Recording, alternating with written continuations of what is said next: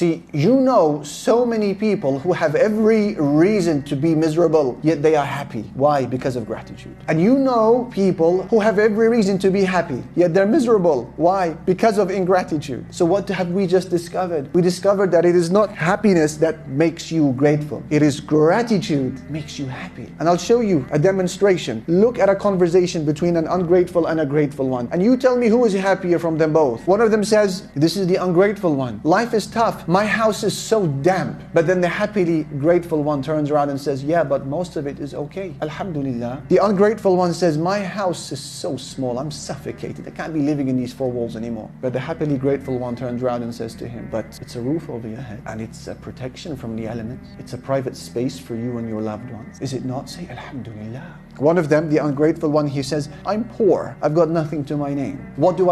I have nothing. I'm poor. I can't even make ends meet. I can't live like this. But then the happily grateful one says to him, oh, you're poor, is it? Well, give me a price for your kidneys. How much will you sell them to me for? What about the price for your liver? How much? 200,000 pounds? How much will you sell me your eyesight for? What about your hearing? How much will you sell that for? Your ability to go to sleep without injecting yourself or swallowing pills. How much will you sell that for? So let's put that all together and add it up. Then we see your net worth. You realize you're a multi-trillionaire. But Shaitan, he only ever shows us the things that we don't have. And a person like that will stay poor for the rest of his life. Why? Because he's ungrateful.